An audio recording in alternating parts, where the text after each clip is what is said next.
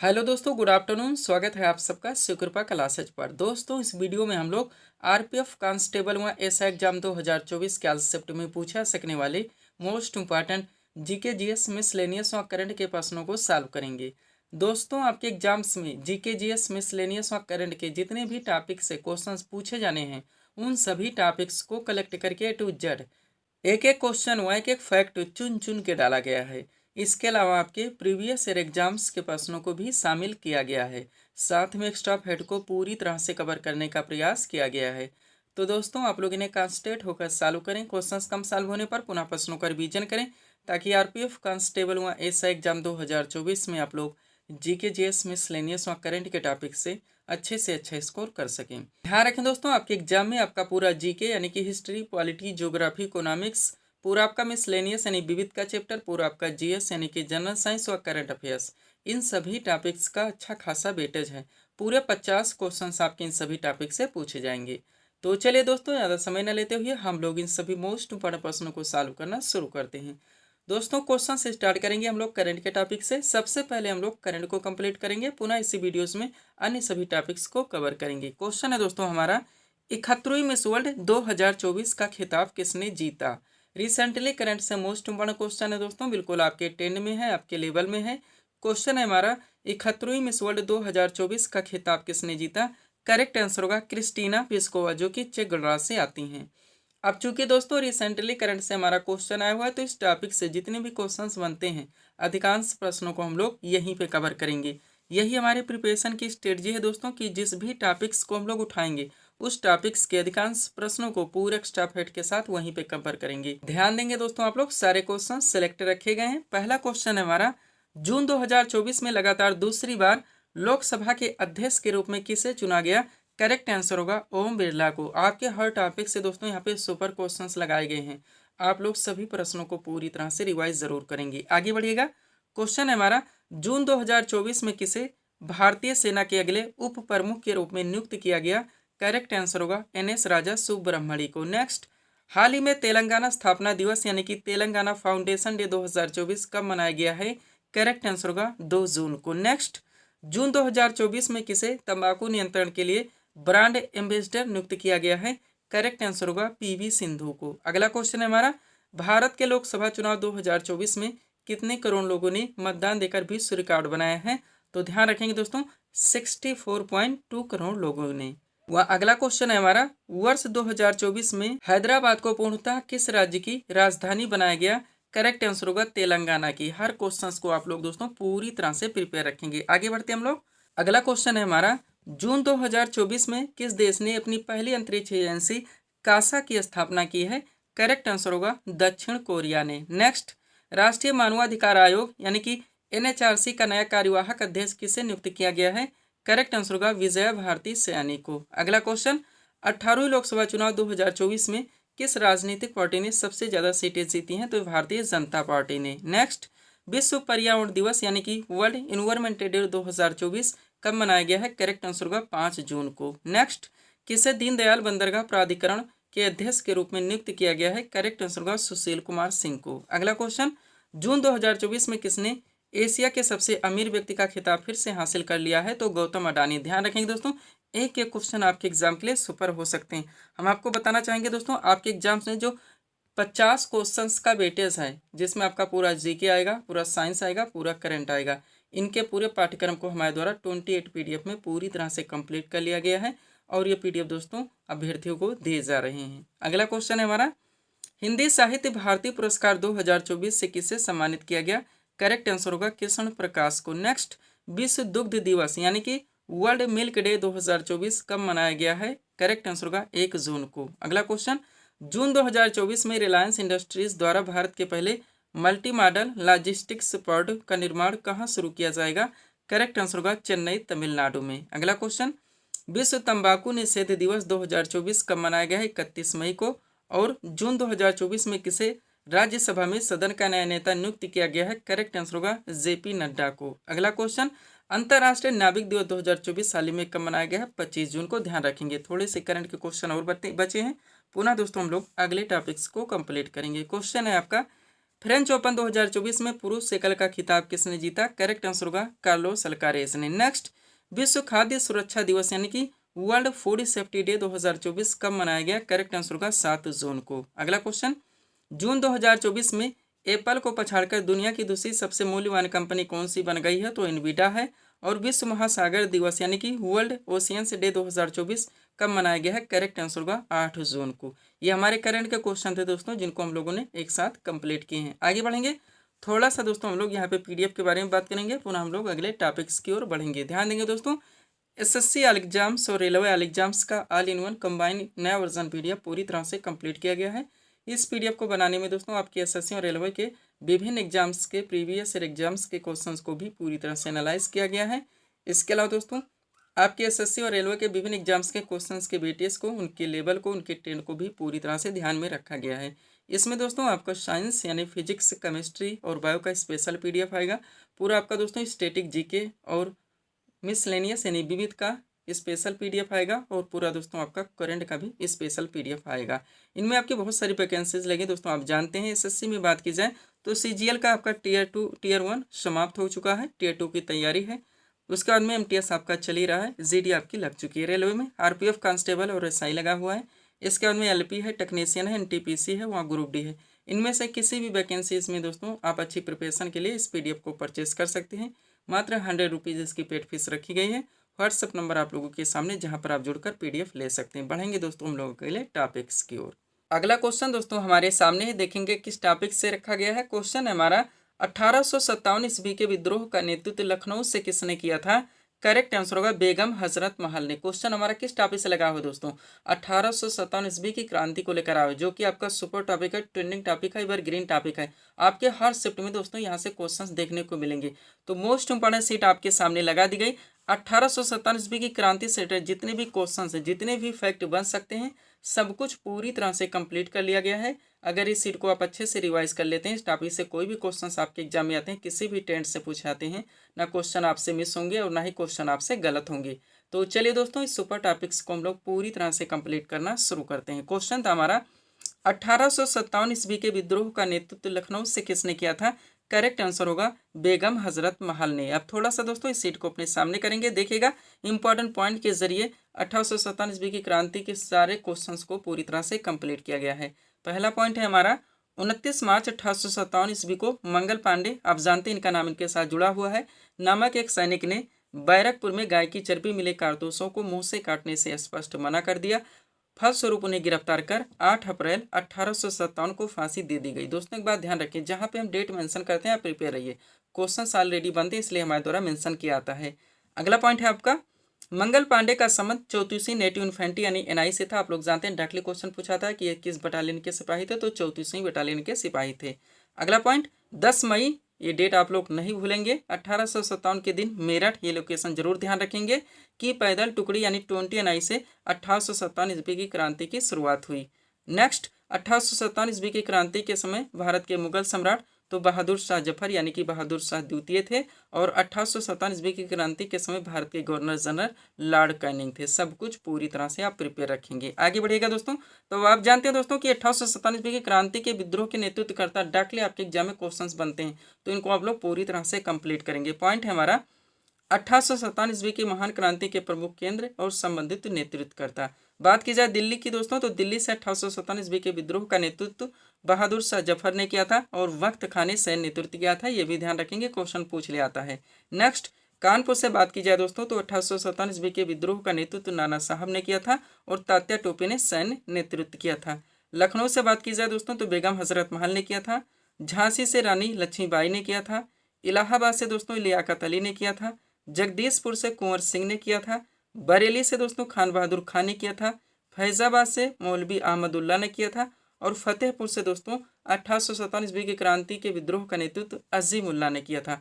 इतना दोस्तों आप लोग इस टॉपिक से पूरी तरह से प्रिपेयर रखेंगे। आगे बढ़ेंगे, पीडीएफ के लिए दोस्तों ये हमारा व्हाट्सअप नंबर लगा हुआ है, ऑलरेडी हम पीडीएफ के बारे में आपको सब कुछ बता चुके हैं।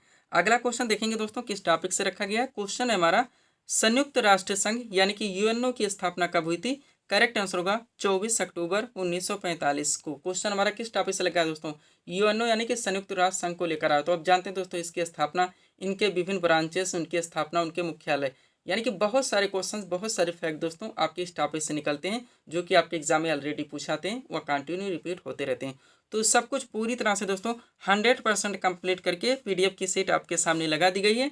अगर इस सीट को आप अच्छे से प्रिपेयर रखते हैं दोस्तों, तो यूएनओ संयुक्त राष्ट्र संघ से संबंधित सारे क्वेश्चंस आपको एक साथ पूरी तरह से क्लियर रहेंगे। तो चलिए दोस्तों, इस सुपर टॉपिक्स को हम लोग पूरी तरह से कंप्लीट करना शुरू करते हैं। वो हर टॉपिक से जहाँ से आपके एग्जाम्स में क्वेश्चंस बनने हमारे द्वारा पूरी तरह से आपके पीडीएफ में प्रिपेयर कर दिया गया है। क्वेश्चन है हमारा, संयुक्त राष्ट्र संघ यानी कि यूएनओ की स्थापना कब हुई थी? करेक्ट आंसर होगा 24 अक्टूबर 1945 को। अब नोट देखेंगे दोस्तों, एक एक फैक्ट आप लोग पूरी तरह से कंप्लीट करेंगे। पहला पॉइंट है, संयुक्त राष्ट्र संघ यानी कि यूएनओ की स्थापना 24 अक्टूबर 1945 को हुई थी। इसका मुख्यालय न्यूयॉर्क, संयुक्त राज्य अमेरिका में स्थित है। नेक्स्ट, संयुक्त राष्ट्र संघ की कार्यकारी भाषाएं अंग्रेजी एवं फ्रेंच हैं तथा चीनी, रूसी यानी कि रशियन, अरबी व स्पेनिश इसकी अन्य मान्यता प्राप्त भाषाएं हैं। आगे बढ़िएगा। संयुक्त राष्ट्र संघ के 6 प्रमुख अंग हैं। कौन कौन से दोस्तों? तो महासभा, सुरक्षा परिषद, आर्थिक एवं सामाजिक परिषद, प्रन्यास परिषद, अंतर्राष्ट्रीय न्यायालय तथा सचिवालय। इनमें अंतर्राष्ट्रीय न्यायालय को छोड़कर अन्य सभी का मुख्यालय न्यूयॉर्क, संयुक्त राज्य अमेरिका में है। अंतर्राष्ट्रीय न्यायालय का मुख्यालय द हेग, नीदरलैंड में है। पूरी तरह से हर फैक्ट को आप प्रिपेयर रखेंगे। आगे बढ़िएगा। अगला पॉइंट हमारा क्या दोस्तों? अंतर्राष्ट्रीय शांति एवं सुरक्षा बनाए रखने की जिम्मेदारी सुरक्षा परिषद की है। इनमें 15 सदस्य होते हैं, जिनमें 5 अस्थायी व 10 अस्थायी सदस्य होते हैं। 5 अस्थायी सदस्य देशों की बात की जाए तो संयुक्त राज्य अमेरिका है, रूस है, फ्रांस है, चीन है तथा ब्रिटेन है। इन्हें किसी भी मसले पर वीटो का अधिकार प्राप्त है और वर्तमान में संयुक्त राष्ट्र संघ के सदस्यों की संख्या 193 है। इसका नवीनतम सदस्य दक्षिणी सूडान है। सब कुछ पूरी तरह से आपको प्रिपेयर रखने दोस्तों। एक एक सेंटेंस से हमारे बहुत सारे क्वेश्चन, बहुत सारे फैक्ट बनते हैं जो कि आपके एग्जाम में ऑलरेडी पूछे जाते हैं। तो सब कुछ आप पूरी तरह से प्रिपेयर रखेंगे। अभी आपका दोस्तों मेन पॉइंट आ गया है। टॉपिक है आपका संयुक्त राष्ट्र संघ के विशिष्ट सहयोगी संगठन, यानी सभी जितने संगठन हैं उनके दोस्तों स्थापना वर्ष यानी स्थापना कब की गई और साथ में मुख्यालय, सब कुछ आप लोग दोस्तों इस सीट में पूरी तरह से कंप्लीट करेंगे। चलिए शुरू करते हैं हम लोग। टॉपिक है हमारा संयुक्त राष्ट्र संघ के विशिष्ट सहयोगी संगठन। सबसे पहले संगठन के नाम दिए गए, फिर स्थापना वर्ष, फिर मुख्यालय, यानी सब कुछ पूरी तरह से कंप्लीट किया गया है ताकि किसी भी ट्रेंड से क्वेश्चन आए आपके क्वेश्चन मिस ना हो। स्टार्ट करते हैं। बात की जाए अंतर्राष्ट्रीय श्रम संगठन यानी आईएलओ की, तो इसकी स्थापना 1919 में हुई थी। मुख्यालय इसका जेनेवा, स्विट्जरलैंड में है।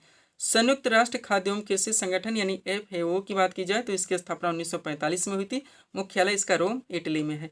अंतर्राष्ट्रीय मुद्रा कोष यानी आईएमएफ की बात की जाए तो इसकी स्थापना 1945 में ही हुई थी। मुख्यालय इसका वाशिंगटन डीसी में है।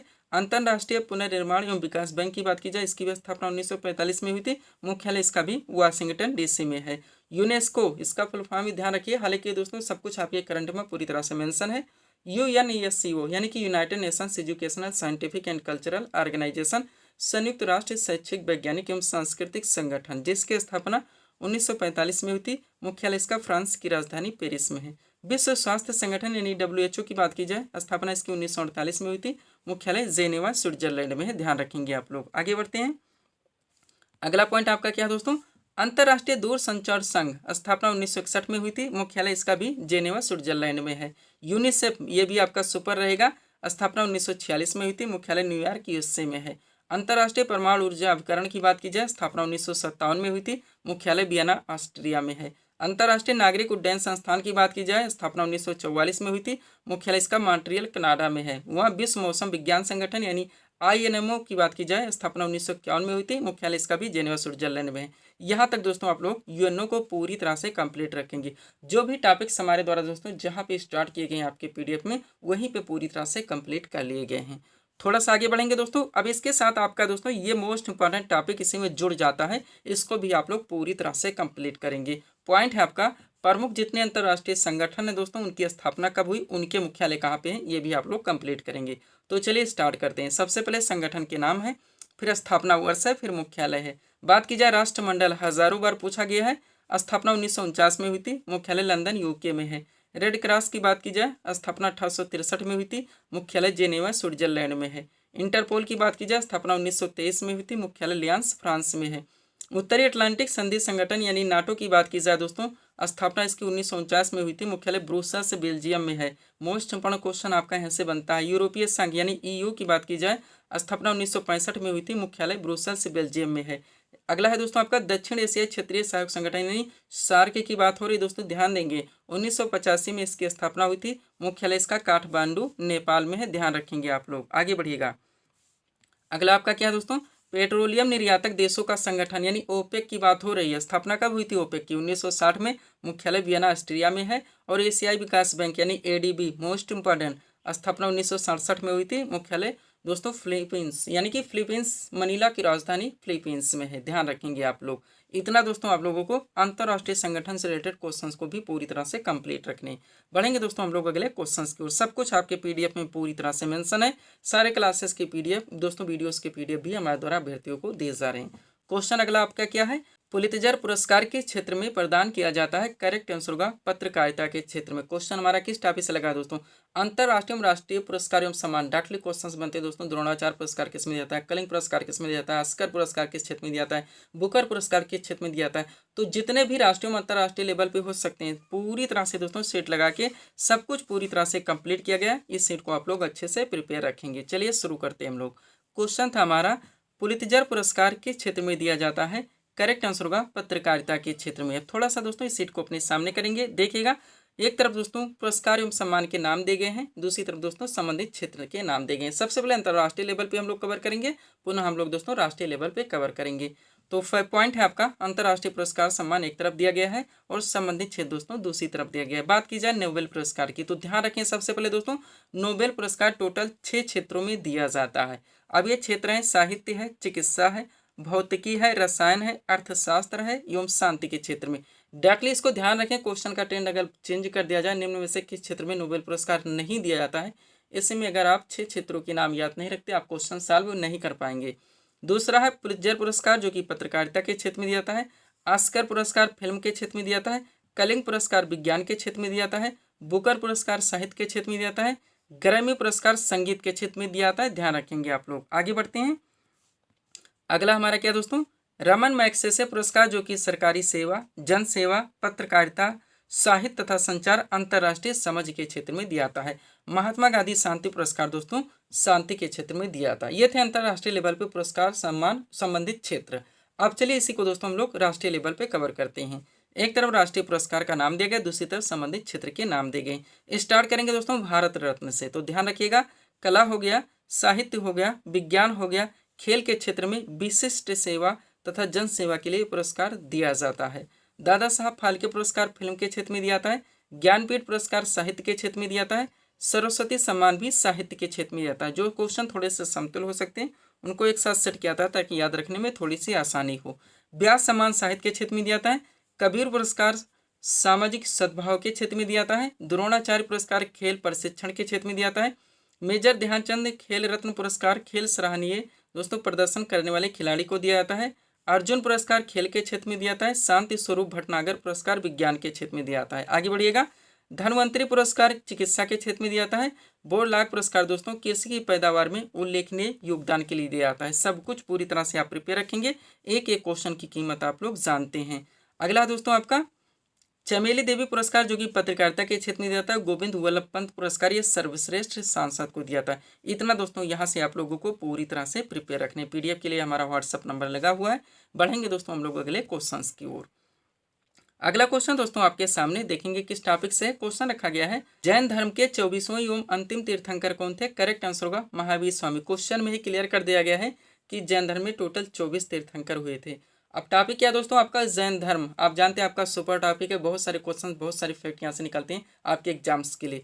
तो सब कुछ पूरी तरह से प्रिपेयर करके दोस्तों पीडीएफ की सीट आपके सामने है, आप इस सीट को पूरी तरह से प्रिपेयर रखेंगे। चलिए शुरू करते हैं हम लोग। क्वेश्चन था हमारा जैन धर्म के 24वें एवं अंतिम तीर्थंकर कौन थे? करेक्ट आंसर होगा महावीर स्वामी। अब एक एक फैक्ट दोस्तों आप लोग कॉन्सेंट्रेट होकर देखेंगे। पॉइंट नंबर 1 है हमारा, जैन धर्म के प्रथम तीर्थंकर ऋषभदेव थे। इन्हें जैन धर्म का संस्थापक भी माना जाता है। नेक्स्ट, जैन धर्म में कुल 24 तीर्थंकर हुए। महावीर स्वामी जैन धर्म के 24वें तीर्थंकर थे। इन्हें जैन धर्म का वास्तविक संस्थापक माना जाता है। नेक्स्ट, महावीर स्वामी का जन्म 540 ईसा पूर्व में कुंडगरा वैशाली में हुआ था। इनके पिता का नाम सिद्धार्थ था, जो कि ज्ञात्रिक क्षत्रिय कुल के थे, और माता का नाम तिरसला था, जो कि लिच्छवी शासक चेटक की बहन थी। नेक्स्ट, महावीर स्वामी के पत्नी का नाम यशोदा था। ध्यान रखेंगे A to Z वहीं पे पूरी तरह से कंप्लीट किए जाते हैं दोस्तों, जो टॉपिक जहाँ पे उठाए जाते हैं। नेक्स्ट, 30 वर्ष की आयु में महावीर स्वामी ने गृह त्याग किया। 42 वर्ष की आयु में जुरुम्भिक ग्राम ऋषपालिका नदी के किनारे 12 वर्ष की तपस्या के बाद इन्हें ज्ञान की प्राप्ति हुई। नेक्स्ट, महावीर स्वामी का महापरिनिर्वाण 468 ईसा पूर्व में पावापुरी में हुई, ध्यान रखेंगे। आगे बढ़िएगा। महावीर स्वामी ने 5 महाव्रतों के पालन का उपदेश दिया। ये 5 महाव्रत हैं, सत्य है, अहिंसा है, अस्तेय है, अपरिग्रह है एवं ब्रह्मचर्य है। इनमें से शुरू के 4 महाव्रत जैन धर्म के 23वें तीर्थंकर पार्श्वनाथ के थे। अंतिम महाव्रत ब्रह्मचर्य महावीर स्वामी ने जोड़ा था। पूरी तरह से क्लियर रहेंगे। नेक्स्ट, महावीर स्वामी ने अपने उपदेश प्राकृत भाषा में दिए। जैन धर्म अनिश्वरवादी है, ध्यान रखेंगे। कालांतर में जैन धर्म 2 संप्रदायों श्वेतांबर एवं दिगंबर में बढ़ गया। श्वेतांबर संप्रदाय के अनुयायी श्वेत वस्त्र धारण करते थे, जबकि दिगंबर संप्रदाय के अनुयायी वस्त्रों का परित्याग करते थे। सब कुछ पूरी तरह से आप प्रिपेयर रखेंगे। अब आप जानते हैं दोस्तों, जैन धर्म में 2 महासंगीतियों का आयोजन किया गया था। इनको आप लोग पूरी तरह से क्लियर कीजिए। तो पॉइंट है आपका जैन धर्म की महासंगीतियाँ। सबसे पहले संगीतियों के क्रम दिए गए हैं, उनका समय दिया गया है, स्थल दिया गया है और अध्यक्षता भी मेंशन कर ली गई। चलिए शुरू करते हैं। प्रथम जैन संगीति की बात की जाए तो 322 ईसा पूर्व से 298 ईसा पूर्व में की गई थी, पाटलिपुत्र में स्थूल भद्र की अध्यक्षता में। द्वितीय जैन संगीति की बात की जाए तो 512 ईस्वी में वल्लभी में देव ऋषिगढ़ी या क्षमा श्रवण की अध्यक्षता में की गई थी। यहाँ तक दोस्तों आप लोग जैन धर्म को भी पूरी तरह से प्रिपेयर रखेंगे। आगे बढ़ेंगे दोस्तों। अभी हम लोग कई टॉपिक यहाँ पे कंप्लीट करने वाले हैं। हो सकता है साइंस के भी 2 से 3 टॉपिक दोस्तों हम लोग कंप्लीट करें।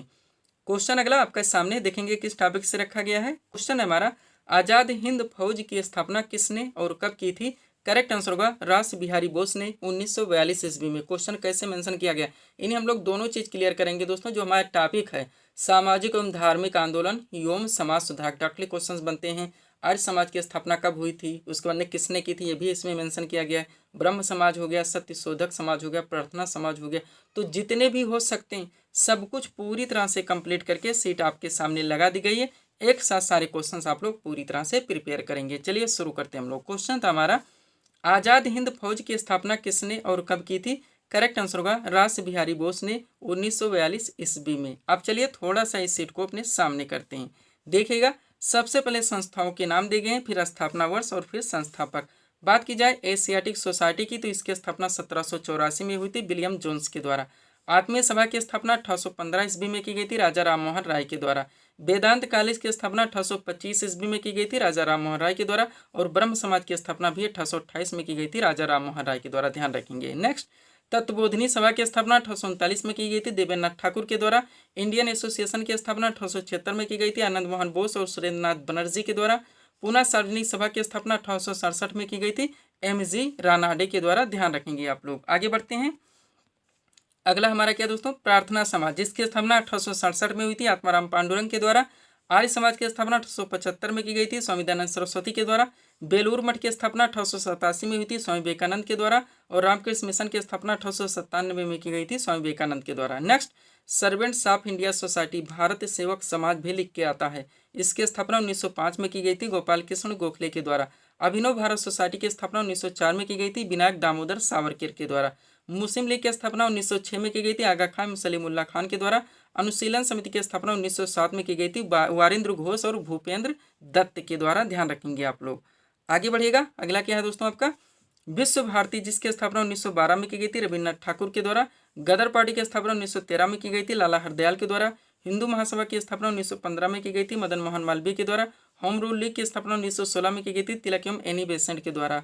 खिलाफत आंदोलन की स्थापना 1919 में की गई थी अली बंधु के द्वारा। स्वराज पार्टी की स्थापना 1923 में की गई थी मोतीलाल नेहरू एवं चित्तरंजन दास के द्वारा। राष्ट्रीय स्वयंसेवक संघ की स्थापना 1927 में की गई थी डॉक्टर हेडगेवार एवं BS मुंजे के द्वारा। और हिंदुस्तान सोशलिस्ट रिपब्लिकन आर्मी की स्थापना 1928 में की गई थी भगत सिंह एवं चंद्रशेखर आजाद के द्वारा। आगे बढ़िएगा। अगला आपका क्या दोस्तों, खुदाई खिदमतगार, मोस्ट इम्पोर्टेंट, स्थापना 1937 में की गई थी खान अब्दुल गफ्फार खां के द्वारा। फारूक बला की स्थापना 1939 में की गई थी सुभाष चंद्र बोस के द्वारा। आज़ाद हिंद फौज की स्थापना 1942 में की गई थी रास बिहारी बोस के द्वारा। और आज़ाद हिंद सरकार की स्थापना 1943 में की गई थी सुभाष चंद्र बोस के द्वारा। इतना दोस्तों इस टॉपिक से आप लोग यहाँ तक पूरी तरह से क्लियर रखेंगे। आगे बढ़ते हम लोग, सब्सक्राइब करें आप हमारे स्टडी चैनल शिव कृपा क्लासेज को इसी तरह के वीडियोज़ के लिए। अगला क्वेश्चन दोस्तों आपके सामने है, देखेंगे किस टॉपिक से रखा गया है। क्वेश्चन है हमारा, टिक्का रोग किस फसल से संबंधित है। करेक्ट आंसर होगा मूंगफली से। क्वेश्चन हमारा किस टॉपिक से लगा दोस्तों, जनरल साइंस में जो आपका सबसे ज्यादा वेटेज का टॉपिक है, आपका बायो का टॉपिक, वहां से दोस्तों आपके सामने क्वेश्चन लगाया गया है। और मोस्ट बायो के क्वेश्चंस को एक साथ दोस्तों कलेक्ट करके आपके सामने सीट लगाई गई। अगर इस सीट को आप लोग अच्छे से प्रिपेयर रखते हैं तो आपको दोस्तों आपके एग्जाम्स के लिए बहुत सारे बायो के क्वेश्चंस एक साथ क्लियर रहेंगे। तो चलिए दोस्तों इस सुपर क्वेश्चंस को हम लोग पूरी तरह से कवर करना शुरू करते हैं। क्वेश्चन था हमारा, टिक्का रोग किस फसल से संबंधित है? करेक्ट आंसर का मूंगफली से। अब ये के क्वेश्चन दोस्तों आप लोग कॉन्सेंट्रेट होकर देखेंगे। पहला क्वेश्चन है, पसीने वाली ग्रंथियां मानव शरीर के किस अंग में मौजूद होती हैं? तो यकृत में। नेक्स्ट, मानव शरीर में नमक की मात्रा कितनी होती है? करेक्ट आंसर का 0.4%। नेक्स्ट, रक्तहीन सर्जरी किसके माध्यम से की जाती है? तो लेजर के माध्यम से। और जैव प्रौद्योगिकी यानी कि बायोटेक्नोलॉजी का तात्पर्य क्या है? औद्योगिक प्रक्रियाओं में सजीवों का उपयोग। एक एक क्वेश्चन आप लोग दोस्तों पूरी तरह से यहाँ से प्रिपेयर रखेंगे। नेक्स्ट, किसने सर्वप्रथम पेसमेकर का आविष्कार किया था? तो क्रिश्चियन बर्नार्ड ने। नेक्स्ट, पोलियो का पहला प्रभावी टीका किसने बनाया था? करेक्ट आंसर होगा जोनास साल्क ने। अगला क्वेश्चन, खारे पानी में पैदा होने वाले पौधे कहलाते हैं? तो हैलोफाइट कहा जाता है। और दुनिया का पहला मानव हृदय प्रत्यारोपण किसने किया था? करेक्ट आंसर होगा क्रिश्चियन बर्नार्ड ने। नेक्स्ट, पाचन के अंत में जारी ऊर्जा का रूप कैसा होता है? तो रासायनिक ऊर्जा होता है। आप लोग जानते होंगे। दूध से दही बनाने का काम कौन करता है? तो जीवाणु करते हैं। पेड़ की आयु का निर्धारण होता है वार्षिक वलय की संख्या से। और कोशिका में ऊर्जा गिरे किसे कहा जाता है? तो माइटोकॉन्ड्रिया को ध्यान रखेंगे आप लोग। आगे बढ़ते हैं। अगला क्वेश्चन हमारा क्या दोस्तों, कोशिका में प्रोटीन निर्माण का सक्रिय स्थल है? तो राइबोसोम है। नेक्स्ट, कोशिका की आत्महत्या की थैली कहलाता है लाइसोसोम। नेक्स्ट, कोशिका में पाया जाने वाला आनुवंशिक पदार्थ है वो डीएनए है। और डीएनए का द्विकुंडल प्रारूप किसने दिया? वाटसन एवं क्रिक। नेक्स्ट, मनुष्य में किस क्रोमोसोम की मिलने से पुत्र का जन्म होता है? तो पुरुष का वाई एवं स्त्री का एक्स हुआ। जीन का सर्वप्रथम कृत्रिम संश्लेषण किसने किया था? हरगोविंद खुराना ने। अगला है, उत्परिवर्तन के सिद्धांत के प्रतिपादक कौन थे? Hugo de Breese. नेक्स्ट, प्राकृतिक चयन का सिद्धांत किसने दिया था? चार्ल्स डार्विन ने। डीएनए का प्रमुख कार्य क्या है? आनुवंशिक क्रियाओं का संचालन करना। हीमोफीलिया रोग से ग्रसित व्यक्ति में डैश कर दिया गया है तो खून का बहना बंद नहीं होता है। और एक किस विटामिन की कमी इससे होता है? हजारों बार ये सेट भी हम पीडीएफ में लगा चुके हैं, आप लोग कमेंट करके जरूर बताएंगे। नेक्स्ट, डॉल्फिन किस वर्ग का उदाहरण है? स्तनधारी। और रक्त किस प्रकार का ऊतक है? करेक्ट आंसर होगा रक्त एक तरल संयोजी ऊतक है। आगे बढ़ेंगे। क्वेश्चन है हमारा, आलू में मोज़ेक रोग यानी कि मोज़ेक डिसीज का कारक तत्व है? तो विषाणु है। वृक्ष की छालों पर उगने वाले कवक कहलाते हैं कार्टिकोल्स। गोबर पर उगने वाले कवक कहलाते हैं कोप्रोफिलस। लाइकेन सूचक होते हैं वायु प्रदूषण के। खाद्य ऊर्जा को हम किस इकाई में माप सकते हैं? कैलोरी में। दूरबीन का आविष्कार किसने किया था? गैलीलियो ने। मानव शरीर में पाचन क्रिया कहाँ से प्रारंभ होती है? मुख से। पेसमेकर का संबंध किससे? हृदय से। और पेसमेकर का कार्य क्या है? दिल की धड़कन प्रारंभ करना। नेक्स्ट, रक्त का शुद्धिकरण कहाँ पर होता है? किडनी में। आगे बढ़िएगा। मानव शरीर में खून के शुद्धिकरण की प्रक्रिया को क्या कहते हैं? डायलिसिस। प्रोटीन दोस्तों, पाचन क्रिया में प्रोटीन किस पदार्थ में बदल जाते हैं? इम्यूनो अम्ल में। पित्त किसके द्वारा पैदा किया जाता है? तो यकृत के द्वारा किया जाता है, ध्यान रखेंगे आप लोग। अगला क्वेश्चन हमारा क्या है, शरीर में हीमोग्लोबिन का कार्य क्या है? ऑक्सीजन का परिवहन करना। लाल रक्त कणिका यानी कि आरबीसी कहाँ उत्पन्न होते हैं? स्थिमज्जा में। मानव शरीर की किस ग्रंथि को मास्टर ग्रंथि कहता है? पीयूष ग्रंथि को। वृद्धावस्था में मनुष्य की हड्डियां क्यों कमजोर हो जाती हैं? कैल्शियम की कमी से। पालक के पत्तों में किसकी मात्रा सबसे अधिक होती है? आयरन की। हाइड्रोफोबिया रोग उत्पन्न होता है विषाणु द्वारा। और आलू में मोज़ेक रोग का कारक तत्व है तो भी विषाणु है। नेक्स्ट, फाइकोलॉजी में किसका अध्ययन किया है? शैवाल का। फूलों के संवर्धन के विज्ञान को क्या कहते हैं? फ्लोरिकल्चर। डेंड्रोलॉजी का संबंध किससे? झाड़ियों के अध्ययन से। और पोडोलॉजी में किसका अध्ययन किया है? भूमि का। आगे बढ़िएगा। क्वेश्चन है हमारा, नाशपाती यानी पेड़ का कौन सा भाग खाया था? गूदेदार पुष्पासन। किस पौधे में बीज होता है लेकिन फल नहीं? तो साइकस है। मानव शरीर की सबसे बड़ी और मजबूत हड्डी कौन सी है? तो फीमर है, ध्यान रखेंगे आप लोग। आगे बढ़ते हैं। अगला क्वेश्चन हमारा क्या दोस्तों, प्रकाश संश्लेषण के लिए आवश्यक गैस कौन सी है? तो कार्बन डाइऑक्साइड है। नेक्स्ट, सूर्य के प्रकाश से कौन सा विटामिन प्राप्त होता है? तो विटामिन डी है। अदरक का कौन सा हिस्सा खाया जाता है? तो तना है। दौड़ लगाते समय मनुष्य के रक्तचाप पर क्या प्रभाव पड़ता है? रक्तचाप बढ़ जाता है। संपूर्ण जेनेटिक कोड का पता किसने लगाया? हरगोविंद खुराना ने। डीएनए का डबल हेलिक्स मॉडल किसने दिया? वाटसन ने। तारपीन का तेल प्राप्त किया था चीड़ से। टिक्का रोग किस फसल से संबंधित है? मूंगफली से। धान में खैरा रोग किसके कारण होता है? जस्ता की कमी के कारण। और लास्ट क्वेश्चन हमारा, लार किसके पाचन में सहायक होती? तो स्टार्च की। पूरी तरह से आप ध्यान रखेंगे। यहीं पे दोस्तों हम इस वीडियो को विराम देना चाहेंगे। हालांकि दोस्तों अभी हम इससे एक जीके का टॉपिक और 2 साइंस का टॉपिक ऐड करना चाहते थे, लेकिन वीडियो आपका थोड़ा लंबा खिंच जाएगा, तो उसको दोस्तों हम लोग अन्य वीडियोस में कंप्लीट करेंगे। तो दोस्तों इसी तरह की वीडियोस के लिए आप हमारे स्टडी चैनल शिव कृपा क्लासेस से जुड़े, चैनल को सब्सक्राइब करें ताकि हमारे द्वारा दी जाने वाली सभी वीडियोस आप क्रम से सबसे पहले देख सकें। तो मिलते हैं दोस्तों हम नेक्स्ट वीडियोस में। Thanks for watching.